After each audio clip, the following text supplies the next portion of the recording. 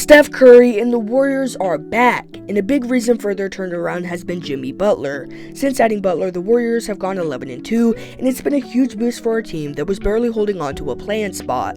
Now they've climbed all the way to the 6th seed, sitting in a solid playoff position. That's what makes the NBA so exciting. One great stretch can completely change a team's season. Avoiding the play-in and the exhaustion that comes with it is a big deal, and the Warriors, led by Steve Kerr, recognize that.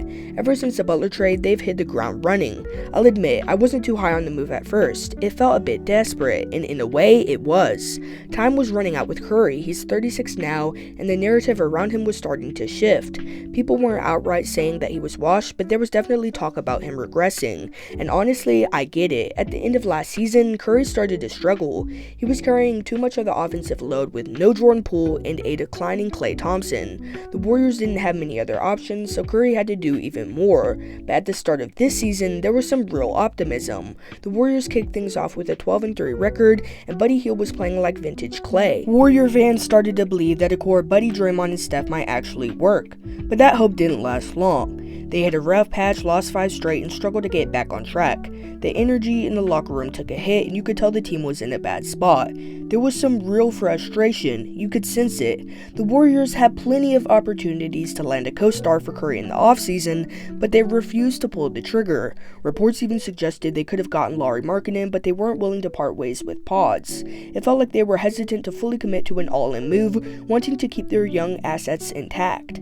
At least they didn't go after Paul George by giving up young assets. Seeing how that situation has played out in Philly, the Warriors might have dodged a bullet. That said, adding Markkanen could have been a great move, but instead they chose to stick with the future they were building. While there's nothing wrong with that approach, it's hard to expect veterans like Curry and Draymond to be completely on board with it, because as a result, for the first time in a while, there was a real debate on whether Steph should have been an all-star starter. Not that he didn't deserve to be an all-star, but strictly based on his play, his case wasn't as strong as it was in previous years. To be fair, it wasn't all on him. He was facing constant double teams, Buddy Hield had cooled off, and Pods and Kuminga didn't make the leap many expected. With that, Curry's numbers weren't at the level we've grown used to seeing from him. So when the trade deadline approached, the Warriors knew they had to make a big move to find him a co-star. One of the biggest names on the trade block was Jimmy Butler. Funny enough, he wasn't the Warriors' first choice, and Golden State wasn't his top destination either. Butler actually had his sights set on Phoenix. For some reason though, because it was just a bit puzzling considering the Suns situation was just as dysfunctional, if not worse. Why would he leave a mess he played a role in creating in Miami just to join another one that was already falling apart?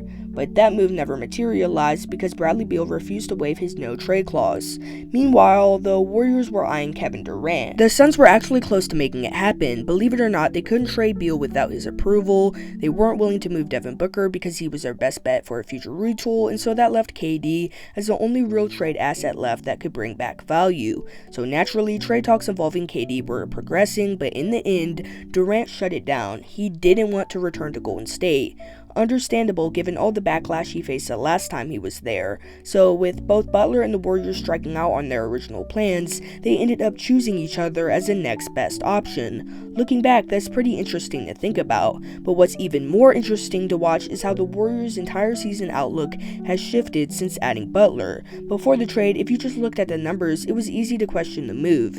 Andrew Wiggins, who the Warriors sent to Miami in the deal, had nearly identical stats to Butler at the time. Both were averaging around 17 points per game, so the question was, what's the difference? Why pay significantly more for what seemed like the same level of production? It's a fair point, and I get where this skepticism came from. But when you say something like that, you're forgetting a key factor.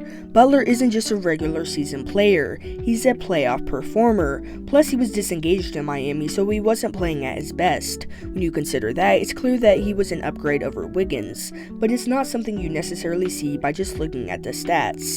On paper, Butler's season averages of 17 points, 5 rebounds, and 5 assists on 51% shooting don't jump off the page. These numbers don't scream game changer, and there were definitely other players on the trade market who could have easily put up similar stats for a lower price. But what separates Butler from those guys is his impact on the court. Earlier in the season, when Steph didn't have a clear-cut second option, defenses could lock in on him, making it harder for him to get quality shots. No matter how many screens were set for him, or or how much Steph moved off the ball, it wasn't as effective because no one else posed a serious scoring threat. Butler changes that dynamic, and that's why his presence is such a big deal. Overall, Curry has looked so much better since the trade because he now has more freedom to play off the ball. With Butler taking on-ball duties and acting as a playmaker alongside Draymond, Steph doesn't have to initiate the offense as much. As a result, he's been thriving. Before the Jimmy Butler trade, Steph was averaging 22 points, 6 assists, and 4.5 rebounds while shooting 39.5% from 3. Since the trade, he's putting up 30 points, 6 assists, and 4 rebounds on 43.8% from deep. That's a massive jump. Butler has also helped address one of the Warriors' biggest weaknesses, free throw shooting. They currently rank as the third worst free throw shooting team in the league at just 75%.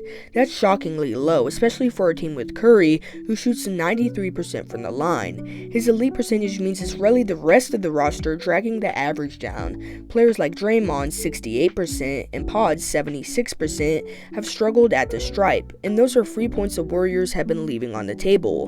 While Butler isn't a 90% shooter himself, he gets to the line a lot, averaging 8 free throws per game and converting 88.2% of them. More importantly, he brings something the Warriors have been lacking: rim pressure. Curry is a perimeter threat who forces defenses to extend, but the team needed someone who could put pressure on the inside. Butler fills that role perfectly, giving the Warriors a more balanced offensive attack. Butler has also made the players around him better, which isn't something most people associate with him, especially after his messy breakup with the Heat, where his relationships with some of the Miami players were clearly strained. But with the Warriors, he's fit in perfectly well. When the trade first happened, there was some speculation that Butler and Draymond's similar personalities might clash, but instead of causing tension in the locker room, they become a bigger problem for opposing teams to deal with, which is exactly what Golden State needed. Butler's presence has elevated the rest of the roster. Potts is still struggling with his outside shot, but his overall play has improved. Moses Moody has started to come into his own with more consistent minutes. And then there's Quentin Post, who has been a bit of a surprise. While he doesn't stand out in terms of rebounding or defense, his ability to stretch the floor has been valuable. With Butler's ability to attack the paint, Post is getting more opportunities to showcase his potential as a real stretch big. While we've talked about how Butler opens up the floor for Curry, gets to the line, and makes his teammates better, one of the biggest impacts he's had is rejuvenating the team. That might sound like a small thing, but it matters a lot. Look at LeBron James and the Lakers. Ever since the Luka Doncic trade, LeBron has been playing some of the best basketball of his career at 40 years old. That fresh energy is contagious, and you can see that he actually believes he has a real shot at winning another championship. It's the same with Curry. He looks re-energized and clearly sees a legitimate title opportunity with Butler by his side. Even Draymond Green has been vocal about it, going as far as to promise that the Warriors are going to win the championship this year. The Jimmy Butler trade has caused this Warriors team to finally start believing in the vision again. As a fan, I'm just excited to see the Warriors playing competitive basketball again. Let's be real, the NBA is always in a better place when LeBron and Curry are on contending teams. Like it or not, it might be a long time before we see another player whose name carries as much weight as theirs. Just look at the Christmas Day game. It broke records because it featured both LeBron and Curry. Now imagine a playoff series between the Lakers and Warriors. You'd have the classic LeBron vs. Curry showdown, Luka looking for revenge after Golden State denied him a trip to the 2022 finals, and Jimmy trying to settle the score with LeBron for stopping his Heat from winning the title in the bubble. There are so many storylines that could come from that matchup. Whether or not you see the Warriors as legit contenders, I just want to appreciate the high-level basketball that could come from all of this. But what do you think? How far can the Warriors go with Jimmy Butler this season? Tell me in the comment section below. Until next time, peace.